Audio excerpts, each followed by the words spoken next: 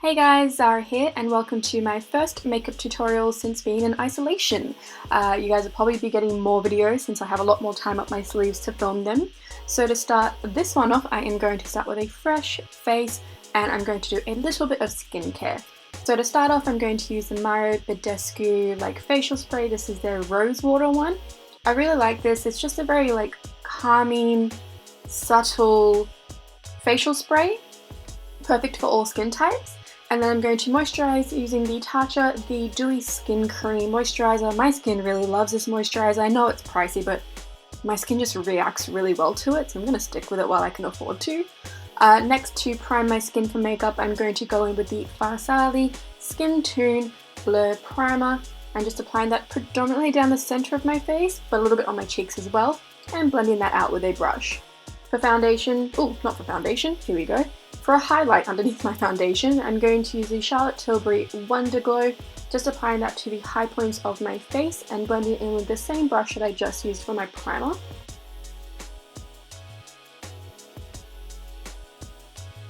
And then for foundation, I'm going to use the Estee Lauder Double Wear Foundation and I'm going to stipple and buff this all over my face. My skin is freaking out a little bit in isolation, even though I'm not wearing makeup every day, I think it's just very dry from being inside. Even though I'm trying to drink water, but I don't know, it's just not reacting very well. So this foundation is more of a medium to full coverage and will hopefully even things out a little bit better. For concealer underneath my eyes and down the center of my face, I'm mixing two shades of the Tarte Shape Tape Concealer, the shades Tan and Deep. They have come out with a wider shade range since I bought these two to mix together, so I'm sure there's a better shade match for me now. And I'm just going to bake underneath my eyes with the Revolution Banana Powder. Just packing that on underneath my eyes and leaving it for a few minutes before brushing it away, just to set everything in place so my concealer doesn't shift throughout the day. Not that I'm really going anywhere, but so it doesn't shift throughout the day.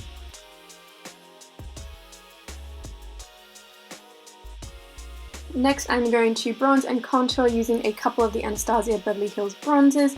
First using the shade Saddle as a more of a bronzy, a very hazy, blurred out kind of bronze, and then just applying that on my cheeks and my temples as well, before moving on with the shade Mahogany and taking this on a slightly more contour, defined brush, and putting that into my cheekbones to chisel them out a little bit more. Moving on to blush, I'm going to be using this one from Burberry. It's just a really beautiful everyday shade. It's got a bit of a peachy pink undertone to it, and yeah, it kind of matches any look because I wasn't really sure what I was going to do with my eyes at this point. All I knew was that I was going to play with orange, so I just went for a tried and true blush shade. And then for highlighter, an oldie but a goodie, this is the Opal highlighter from Becca Cosmetics.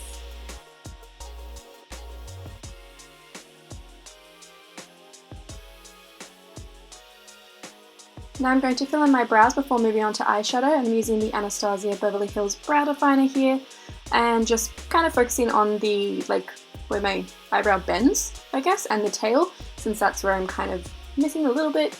I mean, my eyebrows are pretty good, but if I'm going to tidy anything up, I'm going to tidy it up there.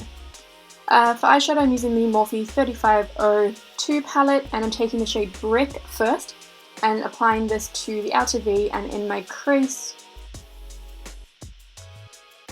before moving in with the shade, I believe this one's called Brunette. I will have the shade names in the description box below, but just using this to kind of deepen up that crease and outer V, so just creating a nice gradient effect with these shades. Before moving on with Terracotta is the name of this one. It's a lighter shade than the one that I used in my crease, so I'm just using it right above that crease shade to blend it up toward my eyebrow.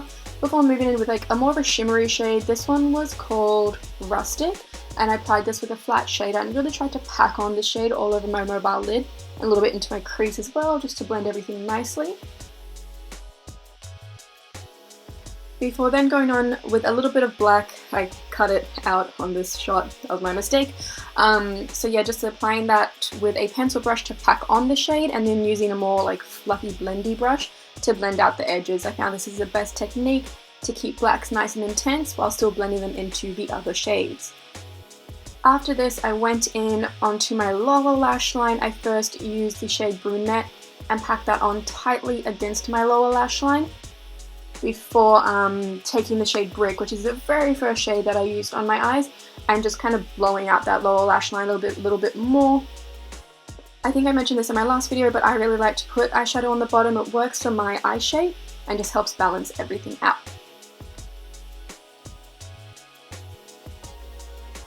Next, I'm going to take this black pencil gel liner from Marc Jacobs Beauty. I'm going to apply that on both my tight line and my waterline before doing like a very thin line across my upper lash line with like the tiniest wing ever.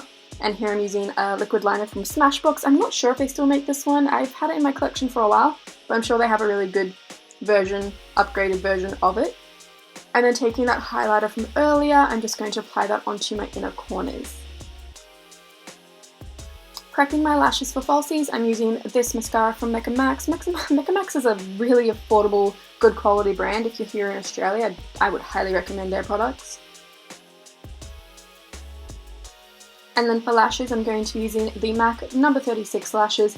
These were definitely on their last legs. They were a little bit difficult to apply, but admittedly, I've probably used them almost 10 times now, probably. So after this, I did have to unfortunately get rid of them, but they looked gorgeous for this video, thank goodness. Next, I'm going to apply lipstick. This is the Fenty Beauty Thick lipstick, and then I realized that I didn't really like how blurred out it was, so I ended up lining my lips with the MAC lip pencil in Soar. And then after which I went over with a gloss because I thought it was too pink. Kind of wanted to make it more on the orange tangents, kind of like mix and match. So I went in with this Mecca Glow Gloss from Hourglass, and that was pretty much the finished look. I set everything down, well I didn't set it, but I kind of finished things off with the MAC Fix Plus in Pink Light. This is the MAC Fix Plus with like a pink shimmer throughout it. I just sprayed that across my face, and yeah, that is the finished look. I really hope you guys enjoyed it. If you did, don't forget to subscribe, and I will see you guys in my next video. Bye!